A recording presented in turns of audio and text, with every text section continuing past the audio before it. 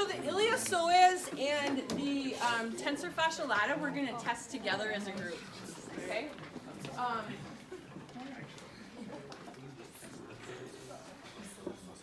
None of you are athletic trainers, right? So when we're done with this demo, I would like someone to be brave enough to put my elbow back in for me. So you'll do it? I don't know. I mean, if you tell me how, yeah. Wait, I'll tell you how. Yeah. Just do that right now. Just wing it. Figure it out. I don't think she wants to. Yeah, we'll wait till you guys. We'll wait till you guys. Okay. Yeah, thank you. Okay. All right. I want to go to Orange Theory tonight. All of a sudden, I'm going, oh my gosh, you know, they're going to have me doing some goofiness. Okay. So iliopsoas and tensor fasciae lata are going to be manual muscle tests that we kind of group together. At least I do in my head. Both of them are hip flexors. So again, for manual muscle testing, just like we've seen for everything else, all the rules we had for the upper extremity are back in play. So you have to do cardinal plane active range of motion first before you put someone in the test position, which is the classic thing to forget, right? We're going to have gravity eliminated again at the hip and the knee, but not so much at the ankle or foot.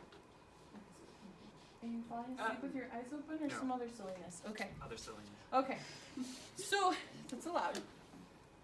So for both iliopsoas and for tensor fasciae lata, what I'm going to have you do is, can you just bring your knee to your chest for me, please, on this side?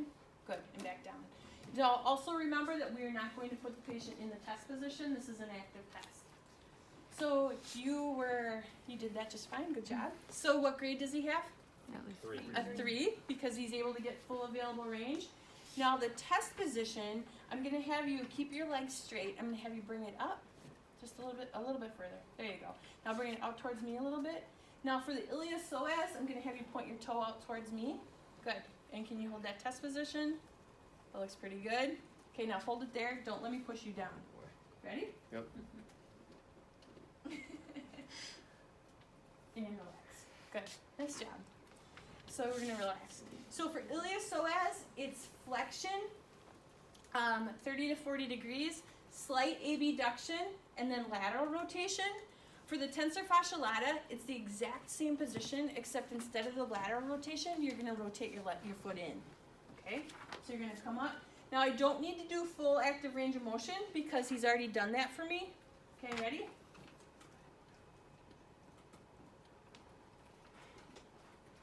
And relax. Good. I thought I was going to get you on that one. Okay? Are you pushing straight down? No, I'm pushing at an angle. So when his foot is out like this, I'm pushing this way, and when his foot is in, I'm pushing this way. So does it make sense to everybody why you'd have to stabilize for the first one and not the second one at the opposite hip? The other iliac crest? Because what's going to happen if you push down and out? Oh, he's going to rotate up. You can see he's coming up, so I did not stabilize. So we do That was a very subtle cue. And then if you go the opposite direction, there's nowhere for that other hip to go, right? He's already on the table. Oh. So Pushing into it. How come for the iliopsoas you did pressure up here, and then for the TFL you did pressure down here? I wanted to win the second one. Okay. So you can do, the longer lever arm is going to be easier for the therapist, but you're Right. pushing through the knee. If there's so you can decide. So, and you can either put it up here or up here. Up here, the advantage is you're not putting pressure through a second joint. The advantage to here is that you have a longer lever arm, so it's more protective to yourself. Okay. So it depends a little bit on your patient. Okay. Okay? and also if Great the question, patient though. is pretty strong, and you're looking for a different sign and size, you might need the longer lever to be able to tell the difference. Right. Okay, so Sartorius. So this is that muscle that's like a strap that goes across your upper leg. And what I want you to do is what I affectionately call the frog leg. So what you're going to do is, bring your knee out and you're just like that. Okay, so this is one where, and go ahead and roll, and you're actually gonna bring your ankle in just a little bit. This is one where there isn't a cardinal plane motion to do ahead of time, so you do just have them do the flexion, abduction, lateral rotation. So go ahead and come up for me. There you go. So now what I'm going to do is I'm going to push you down with this arm, and I'm going to push you down this way with this hand. So all you need to do is just don't let me move your leg. Okay. Okay? Are you ready? Yeah. Okay, here we go. And relax. Okay, so I'm pushing down, I'm resisting the flexion here, and I'm resisting the lateral rotation at his ankle. Okay? If you go back one slide for the Sartorius, it used to be that people would do the heel to toe as a way to test the Sartorius, but it ends up that's really a hip abductor test, so that's not a valid test to test the Sartorius. Okay, so then, oh, fun. Okay, I'm gonna have you sit back up for me. So similar to how we tested the hip rotators for range of motion, we're gonna test them in the same position for strength. So this is a test that I would do the goniometry and the manual muscle testing all right together because they stay in the exact same position, okay? So for this one, we're gonna need, I'll take that towel. Thank you. And we'll put it under this leg. There you go. And then we need a stool for the other leg. It's behind you, Joe. Oh, no, they can keep that one. That's too valuable. Is there another stool? Thank you. Oh my gosh. I feel almost decapitated like that. Alright, so I'm going to put you here. Okay. So for the rotators, they're both group tests. Sorry, I'm going to step back for just a second. So for the hip flexor, so the iliopsoas and the tensor fasciae lata, gravity eliminated. If he didn't have full active range of motion of hip flexion, what would gravity eliminated be? Sideline. And the sideline test would be identical for those same two muscles. So we don't add the rotation of the leg when we go into sideline. Everything's done in that cardinal plane. So in gravity eliminated for those two muscles, it would look exactly the same. Okay? So make sure you review your testing for your numbers if you go into sideline. Sartorius, there isn't a gravity eliminated position. So if there's less than a 3, there's probably something else wrong. Okay, honestly. So that one, there isn't a gravity eliminated position.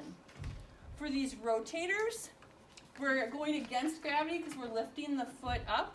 So what would be gravity eliminated for the rotators? This one gets a little tricky. Supine. Okay? So prone isn't a bad guess. Well, a bad answer. I won't say guess.